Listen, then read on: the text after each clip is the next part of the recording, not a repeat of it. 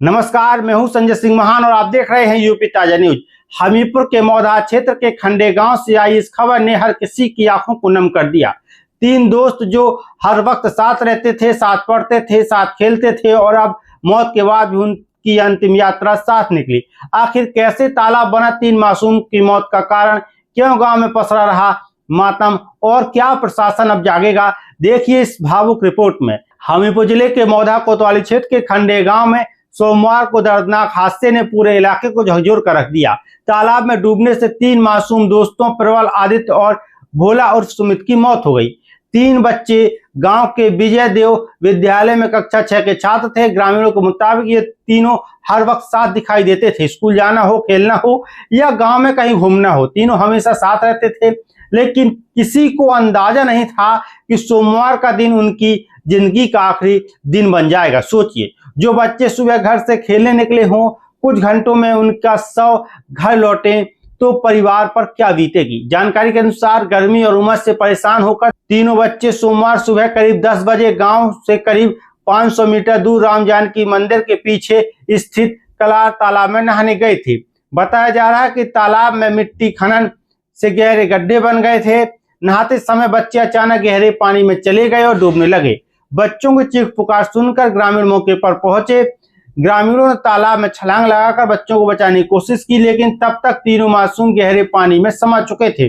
करीब 1 घंटे तक तालाब में तलाश अभियान चलता रहा। काफी मशक्कत के बाद बच्चों को बाहर निकाला गया और बाइक से सामुदायिक स्वास्थ्य केंद्र मौधा पहुंचाया गया, जहां डॉक्टरों ने तीनों को मृत घोषित कर दिया। मौत के बाद भी तीन दोस्तों की दोस्ती अलग नहीं हुई। पोस्टमार्टम के बाद तीनों शव एक ही वाहन से गांव के लिए रवाना हुई। ये दृश्य देखकर पोस्टमार्टम हाउस में मौजूद ग्रामीणों की आंखें भर आईं।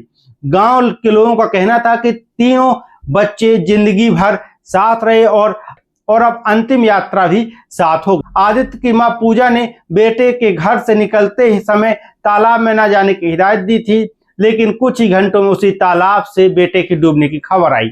बेटे की मौत की खबर सुनते ही मां बेसुध हो गई। वहीं भोला और सुमित की कहानी भी बेहद दर्दनाक है। उसके माता पिता कानपुर के पास ईंट भट्टों में मजदूरी करते हैं। भोला गांव में अपनी दादी यशोदा के साथ रहता था। वह पढ़ाई में अच्छा था और दादी के साथ बाजार में सब्जी बेचने का काम करता था। जिस सोमवार बाजार में भोला सब्जी बेचता था, उसी बाजार में बने तालाब में उसकी मौत हो गई। प्रबल के बड़े भाई निशांत ने बताया कि प्रबल पढ़ाई में तेज था और बड़ा होकर दरोगा बनना चाहता था। घटना की सूचना मिलते ही परिवार में कोहराम मच गया। पिता घनश्याम यादव की हालत बिगड़ गई है। अब सवाल उठ रहा है, क्या इस हादसे को रोका जा सकता था? ग्रामीणों का आरोप है कि ग्राम पंचायत के इस तालाब में गहरे गड्ढे थे, लेकिन वहां कोई चेतावनी बोर्ड या सुरक्षा इंतजाम नहीं थे। लोगों का कहना है कि अगर समय रहते सुरक्षा की गई होती तो शायद तीन मासूम बच सकते थे। एसडीएम कर्णवीर सिंह ने बताया कि तीनों मृतकों के परिवारों को 4-4 लाख रुपए की आर्थिक सहायता दी जाएगी। साथ ही तालाब के आसपास की स्थिति की भी जांच कराई जाएगी। फिलहाल खंडे गांव में मातम पसरा है, हर आंख नम है और हर जुबान पर बस एक ही सवाल है, आखिर इन मौतों का जिम्मेदार कौन है? फिलहाल के लिए वीडियो में इतना ही। आप देखते रहिए यूपी ताजा न्यूज। मैं हूं संजय सिंह महान। 25/5/2026 को थाना मौधा के ग्राम खंडेहा के पास स्थित राम जानकी मंदिर के पास तालाब में गांव के ही 3 बच्चों के डूबने की सूचना प्राप्त हुई। उक्त सूचना पर तत्काल पुलिस मौके पर पहुंची। ग्रामवासियों के सहयोग से बच्चों को तालाब से निकाल करके तुरंत सीएचसी मौधा ले जाया गया, जहाँ डॉक्टरों ने मृत घोषित कर दिया। उक्त तीनों बालकों के पंचनामा की कार्रवाई करते हुए पोस्टमार्टम की कार्रवाई करने मौके पर शामिल। जैसा कि आप सब लोग देख रहे हैं, यहाँ ग्राम खंडे है। ग्राम खंडे में एक तालाब है, वहाँ 3 बच्चे जिनकी लगभग औसत उम्र 11-12 साल है, वो अपने जो परिवारजन है उनको बगैर बताए नहाने चले गए थे और अकस्मात रूप से वो सारे डूबने लगे।